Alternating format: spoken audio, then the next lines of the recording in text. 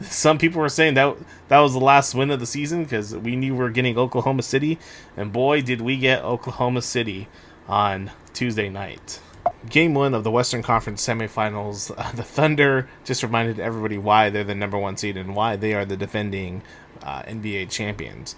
The Thunder won 108-90, but honestly, it does feel like the Lakers were more competitive in this game than prior games in the regular season. But also, Oklahoma City, they just controlled all this game. And you know what? They controlled the energy, they controlled the matchup advantages, and they were just in control all 48 minutes. But let's start. What worked well for the Lakers in Game 1? Let's start with the positive again. LeBron was still excellent. He had 27 points, 6 assists. Rui Hachimura stayed aggressive with 18 points on really efficient shooting. And get this, for stretches, the Lakers actually really bothered Shai Gilgeous-Alexander, and that really matters. The Lakers trapped hard. They sent aggressive help. They forced SGA into a rough first half with more turnovers and then assists early in the game. So the initial game plan, it wasn't terrible, but the execution in the second half really fell apart. Austin Reaves. We'll talk about Austin Reaves. This was one of the worst playoff games we've ever seen from him offensively. 8 points, 3 for 16 shooting. You know, they call him Stone Cold Austin Reaves. He was definitely repping Stone Cold out there for his 3 for 16 shooting. He went 0 for 5 from 3 and 4 turnovers. The turnovers don't really bother me, but it's the 0 for 5 from 3 and the 3 for 16 shooting. That's abysmal. That really is abysmal. Considering this guy wants to get paid a supermax contract this upcoming year. He's in that discussion to get paid, not a supermax, but a max contract. You know, a max contract that's going to get him well over $100 million. And this does not bode well for a guy that wants to get paid over $100 million going into the offseason. It really doesn't. You can't have a guy that you're going to pay over $100 million and go 3 for 16 from the field in a playoff game. In a really important playoff game on the road as well. I mean, listen to this. According to reports, it's one of the worst shooting performances by a Laker in a playoff game in 35 years, with at least 15 shot attempts. I mean, that's brutal. Now, to be fair, he's coming off an oblique injury. OKC has one of the best defenses in basketball. And Lou Dort and those guys that are covering him, they're pretty relentless defenders. But the Lakers cannot win this series if Austin Reaves plays like that. They're going to get blown out.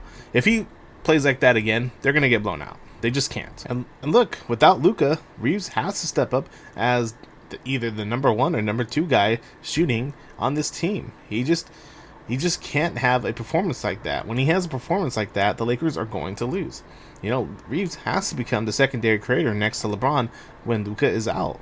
And when he struggles, the offense stagnates, spacing collapses, transition defense suffers after misses, and LeBron has to do way too much at age 41.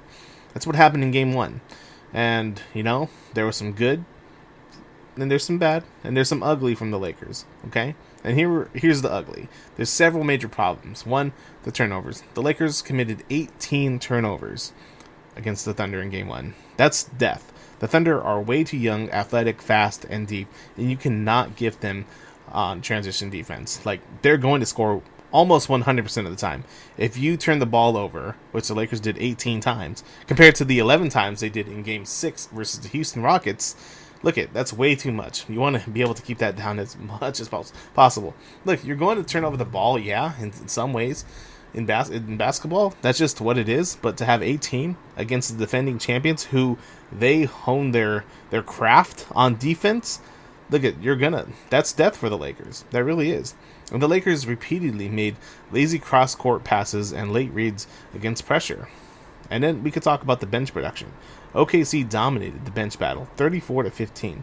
That's a massive problem. I do want to mention that the Lakers did lose Jared Vanderbilt midway through the game.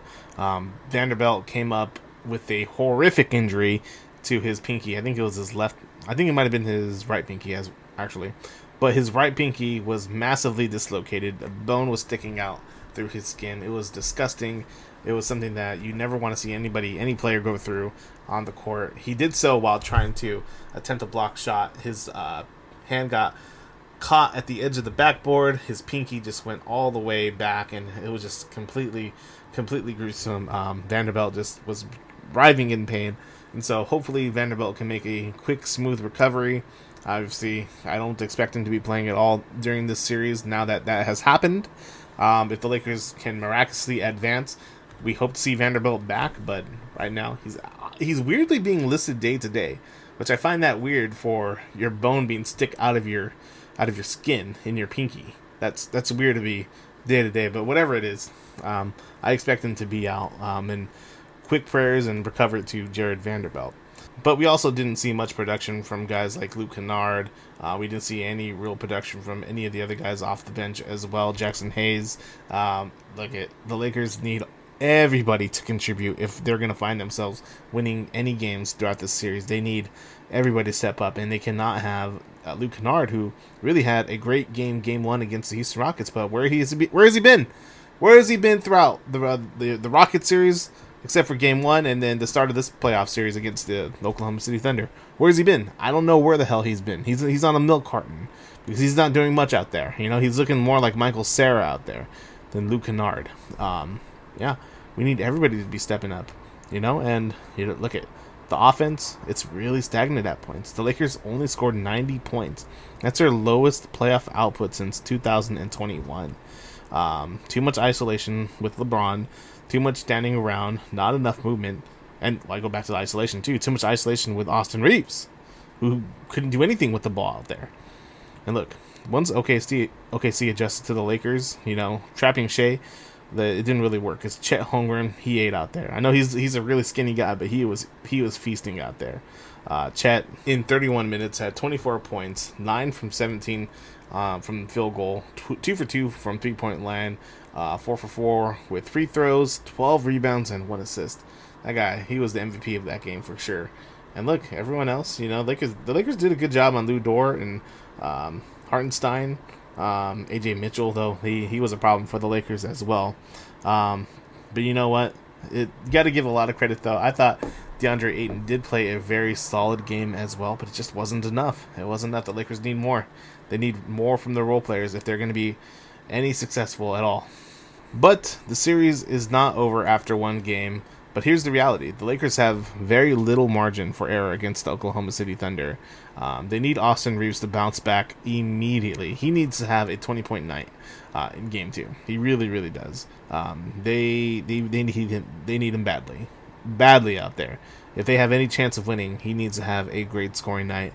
And, the Lakers defense also just needs to continue to be par for course over here and just continue to play really good championship level defense if they're going to have any chance at winning any of these games. But again, better bench minutes from all these guys on the bench, including Luke Kennard, fewer turnovers, better transition defense, and they just need to continue to be physical out there. Just out physical them. If you can really, without fouling, obviously, but if you can just be physical out there and let them know that you're not here to fuck around and just grab rebounds and just be ugly out there, that's going to be a big time opportunity for the Lakers, because OKC, they want to have a track meet out there. But if you can put them on their ass at some points, they're going to slow them down. So that's what the Lakers need to do. The encouraging part is that the Lakers did defend well for stretches. They did bother SGA early. And LeBron still looks capable of carrying huge playoff minutes. So that's promising. But the scary part is that OKC is, they didn't even play their best game on offense, and they still won by 18. So, take that for what it is. But the big takeaway is the Lakers showed championship-level defense in Game 6 against Houston. But Oklahoma City is just a different animal in itself.